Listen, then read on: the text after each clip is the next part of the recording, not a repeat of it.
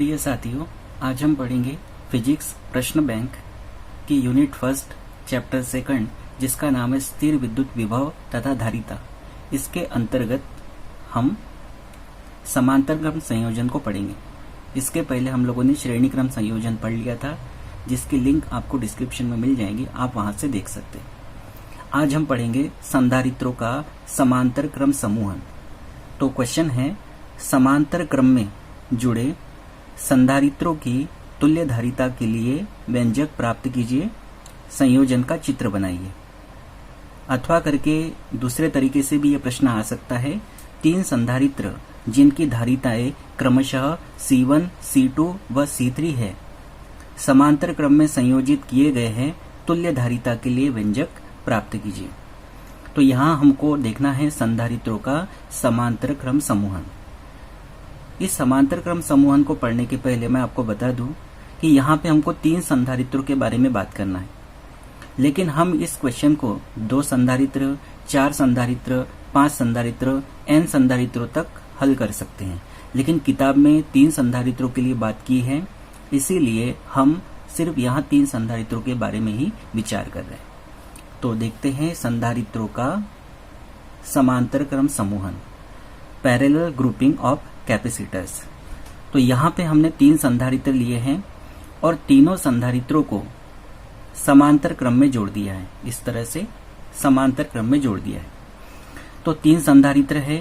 पहले संधारित्र की धारिता है C1, दूसरे संधारित्र की धारिता है C2 और तीसरे संधारित्र की धारिता है C3। तो इस तरह से हमने 3 संधारित्र लिए। अगर हम इसको कहें ये हमारा पहला संधारित्र है, ये दूसरा संधारित्र है, ये तीसरा संधारित्र है, तो इस तरह से हमारे पास है 3 संधारित्र।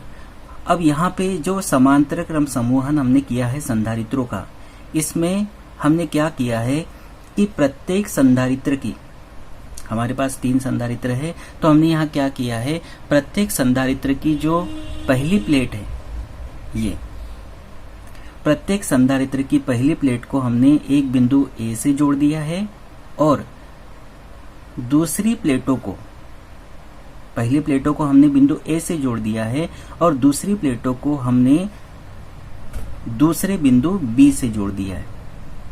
यहाँ पे हमने क्या किया है कि प्रत्येक संधारित्र की पहली प्लेट को एक बिंदु A से हमने कनेक्ट किया है और दूसरी प्लेटों को दूसरे बिंदु B से हमने कनेक्ट किया है। साथ में हमने बिंदु B जो है, इसका संबंध पृथ्वी से कर दिया है। इतना हमने किया है। अब इतना करने के बाद हमने क्या किया, यहाँ पे जो बिंदु A है, इस बिंदु A पर हमने प्लस क्यू आवेश दिया, बिंदु A पर प्लस क्यू आवेश दिया। अब देखिए हमारे पास 3 संधारित्र है जिनकी धारिताएं अलग अलग हैं। तो ये जो प्लस क्यू आवेश है, ये प्लस क्यू आवेश इन संधारित्र की जो प्लेटें हैं उन पर उनकी धारिताओं के अनुपात में बढ़ जाता है। मतलब जिस संधारित्र की जितनी धारिता है, कैपेसिटी है, वो उतना आवेश यहाँ पर ले लेगा। तो यहाँ से हम एक बात समझ सकते हैं कि हमने यहाँ संधारित्रों का समांतर क्रम समूहन किया है। समांतर क्रम समूहन में आवेश का मान अलग अलग होता है। क्यों? क्योंकि संधारित्रों को समांतर क्रम में जोड़ने पर ये जो आवेश है, ये इनकी धारिताओं के अनुपात में बढ़ जाता है।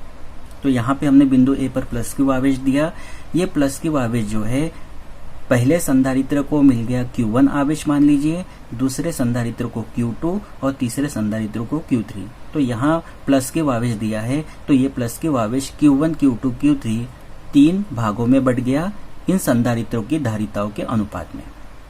तो इस तरह से प्रत्येक संधारित्र की या तीनों संधारित्रों की पहली प्लेटों को हमने प्लस क्यू आवेश दिया, जो उनकी धारिताओं के अनुपात में बढ़ गया। मतलब यहाँ प्लस Q1, प्लस Q2 और प्लस Q3।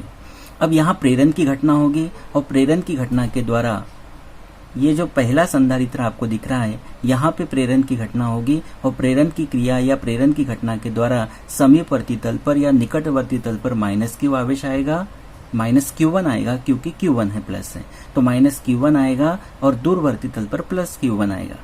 उसी प्रकार यहाँ पे माइनस Q2 आएगा और दूरवर्ती तल पर प्लस Q2 आएगा। वही यहाँ पर माइनस Q3 आएगा और दूरवर्ती तल पर प्लस Q3 आएगा। लेकिन तीनों संधारित्रों की दूसरी प्लेटों का संबंध पृथ्वी से है, इसीलिए यहाँ पे जो plus Q1 plus Q2 plus Q3 आवेश है ये पृथ्वी में चला जाएगा, क्योंकि पृथ्वी इतनी विशाल चालक है कि उसे कुछ आवेश देने से या उससे कुछ आवेश लेने से उसके विभव में कोई अंतर नहीं आता। अब यहाँ एक बात हमको और नोटिस करना है, वो क्या है कि यहाँ पे जो हमारे पास तीनों संधारित्र हैं, तीनों संधारित्र A और B बिंदुओं के बीच में हैं। इसका मतलब है यहाँ पर विभव का मान समान रहेगा, क्योंकि तीनों संधारित्रों की पहली प्लेटों का संबंध एक बिंदु A से है और दूसरी प्लेटों का संबंध दूसरे बिंदु B से है। मतलब तीनों संधारित्र दो बिंदुओं के बीच में हैं, A और B। तो यहाँ ध्यान रखना है कि जब संधारित्रों का समांतर क्रम समूहन करते हैं तो समांतर क्रम समूहन में विभव का मान समान रहता है, जबकि श्रेणी क्रम समूहन में आवेश का मान समान था। तो इस तरह से हमने ये चित्र को कंप्लीटली समझ लिया है। इसका थ्योरी जो है आप मन से लिख सकते हैं, इसमें ज्यादा कोई परेशान होने की जरूरत नहीं है। देखिए, संधारित्रों का समांतर क्रम समूहन चित्र में प्रदर्शित किया गया है। इस समूहन में प्रत्येक संधारित्र की पहली प्लेटों को एक बिंदु A से तथा दूसरी प्लेटों को दूसरे बिंदु B से जोड़कर इसका संबंध पृथ्वी से कर देते हैं। मान लो बिंदु A पर प्लस Q आवेश दिया जाता है तो वह तीनों संधारित्रों में उनकी धारिताओं के अनुपात में बढ़ जाता है। तो हमने ये मान लिया कि पहला संधारित्र है, उस पर आवेश है Q1, दूसरे पर Q2, तीसरे पर Q3। तो इस तरह से हमारा जो टोटल आवेश Q है वो तीन भागों में बढ़ गया था, Q1, Q2, Q3। मतलब तीनों का जो टोटल होगा वो Q होगा। तो हम लिख सकते हैं Q बराबर Q1 plus Q2 plus Q3। इसको हमने नाम दिया समीकरण नंबर 1। अब यहाँ हमको Q1, Q2 और Q3 के मान चाहिए। तो जैसा कि मैंने आपको बताया था, तीन संधारित्र हैं जिनकी धारिताएं C1, C2, C3 है, और साथ में मैंने ये बताया था कि प्रत्येक संधारित्र की जो दोनों प्लेटें हैं वो A और B के बीच में हैं। इसीलिए यहाँ पर A और B के बीच में विभवांतर समान होगा, और वो हमने कितना लिया था, V लिया था। तो हम यहाँ लिख सकते हैं कि प्रत्येक संधारित्र की दोनों प्लेटों के बीच विभवांतर A और B के बीच विभवांतर B के बराबर होगा। तो प्रत्येक संधारित्र की दोनों प्लेटों के बीच का जो विभवांतर है वो A और B के बीच विभवांतर के बराबर होगा। मतलब पहली प्लेट जो है, संधारित्र की पहली प्लेटें हैं, उनके बीच का विभवांतर भी V, दूसरी प्लेटें हैं उनके बीच का विभवांतर भी V, और तीसरी प्लेटें जो है, तीसरे संधारित्र की प्लेटें हैं, क्योंकि प्रत्येक संधारित्र की, तो तीसरे संधारित्र की प्लेटें हैं, उनके बीच का विभवांतर जो V है वो A और B के बीच विभवांतर जो है वो उसी के बराबर है। तो इस तरह से आप समझ गए होंगे कि संधारित्रों को जब हम समांतर क्रम में जोड़ते हैं तो विभव का मान, विभवांतर का मान समान रहता है। अब जैसा हमने Q बराबर Q1 plus Q2 plus Q3 लिया, हमको Q1, Q2 और Q3 के मान चाहिए। तो हम जानते हैं धारिता का सूत्र होता है C बराबर Q अपॉन V।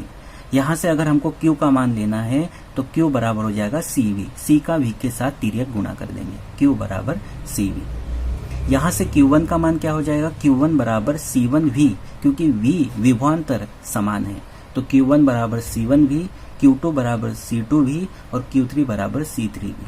ये Q1, Q2, Q3 के मान हमारे पास आ गए हैं। इन मानों को हम समीकरण 1 में रखेंगे। देखिए, समीकरण 1 में जब हम इन मानों को रखेंगे तो Q बराबर Q1 का मान C1V प्लस Q2 का मान C2V प्लस Q3 का मान C3V। तीनों में से V कॉमन है तो कोष्टक में बचेगा C1 plus C2 plus C3। तो ये Q बराबर मिल गया हमको समीकरण नंबर 2। अब अगर हमारे पास तीन संधारित्र हैं जिनकी धारिता C1, C2, C3 है, अगर परिणामी धारिता हम C माने, टोटल आवेश Q है और विभवांतर V है, तो धारिता के सूत्र से Q बराबर CV होगा, क्योंकि C बराबर Q अपॉन V, तो Q बराबर CV। ये समीकरण नंबर 3। अब समीकरण 2 और समीकरण 3 दोनों के लेफ्ट हैंड साइड आपस में बराबर हैं, तो राइट हैंड साइड आपस में बराबर होंगे, या हम ये कह सकते हैं कि समीकरण 3 से Q का मान समीकरण 2 में रखेंगे। तो इस तरह से मिलेगा CV बराबर V C1 plus C2 plus C3। मतलब ये इसके बराबर है, क्योंकि Q और Q लेफ्ट हैंड साइड बराबर है तो राइट हैंड साइड बराबर होंगे। अब यहाँ पे V से V कैंसिल हो जाएगा, बी से भी कैंसिल होने के बाद हमारे पास बचेगा C बराबर C1 plus C2 plus C3। समीकरण नंबर हमने 4 नाम दिया। तो ये जो समीकरण 4 है ये समांतर क्रम समूहन में परिणामी धारिता का व्यंजक है।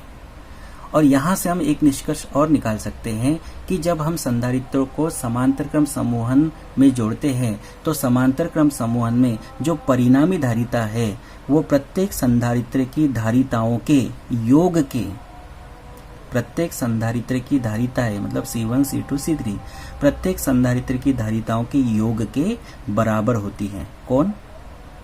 समांतर क्रम समूहन में परिणामी धारिता। अब देखिए, अगर हमको धारिता के मान को बढ़ाना है, क्योंकि अगर मान लीजिए C1 का मान उदाहरण के लिए मान लीजिए 2 माइक्रोफेरेड है, C2 का मान 3 माइक्रोफेरेड है और C3 का मान 4 माइक्रोफेरेड है, तो टोटल जो आएगा वो आएगा 2 और 3 5 और 4 9 माइक्रोफेरेड, मतलब धारिता बढ़ेगी। इस तरह से हम ये भी कह सकते हैं कि अगर हमको धारिता के मान को बढ़ाना है तो संधारित्रों को समांतर क्रम में जोड़ना चाहिए। ये क्वेश्चन या तो इस तरीके से आ सकता है या फिर इस सेंटेंस के रूप में आ सकता है या फिर इस सेंटेंस के रूप में भी आ सकता है कि यदि धारिता के मान को बढ़ाना है तो संधारित्रों को किस क्रम में जोड़ना चाहिए, सचित्र समझाइए। तो भी आपको ये क्वेश्चन करना है। अच्छा, अगर 2 संधारित्रों के लिए इसी का फार्मूला बनाना है तो हम क्या बना सकते हैं? C बराबर C1 प्लस C2। 4 संधारित्रों के लिए बनाना है तो C बराबर C1 plus C2 plus C3 plus C4। अगर n संधारित्र के लिए बनाना है तो C1 plus C2 plus C3 plus dot dot dot plus Cn। मतलब हम जितने संधारित्रों के लिए चाहे ये फार्मूला यूज कर सकते हैं। तो ये बहुत ही इंपॉर्टेंट क्वेश्चन है, आपको इसको तैयार करना है। अब इसी पर आधारित एक अंकीय क्वेश्चन है। 2 माइक्रोफेरेड धारिता के 2 संधारित्र, 2 माइक्रोफेरेड धारिता के 2 संधारित्र समांतर क्रम में जोड़े गए हैं, तुल्य धारिता की गणना कीजिए। तो ये क्वेश्चन आप करके देखिए, फार्मूला किस तरह से आप लगाएंगे, मान कैसे रखेंगे और आपका आंसर कितना आएगा वो कमेंट करके आप जरूर बताइएगा। तो इसको आप बहुत अच्छे से तैयार कीजिए। एक बात मैं इसमें और बताना चाहता हूँ, कभी कभी ये दोनों प्रश्न श्रेणी क्रम समूहन और समांतर क्रम समूहन एक साथ भी पूछे जाते हैं, पूछा गया है। इसीलिए आप ये मत सोचिएगा कि सिर्फ यही प्रश्न आएगा या श्रेणी क्रम समूहन ही आएगा। ये भी हो सकता है कि दोनों मिलाकर भी एक प्रश्न बना दे। तो इस तरीके से भी आपको तैयार रहना है। मैं इसलिए बोल रहा हूँ क्योंकि आ चुका है। तो ये आप तैयार कर लीजिए बहुत अच्छे से। फिर मिलते हैं अगले इम्पोर्टेंट टॉपिक के साथ अगले वीडियो में। Thank you.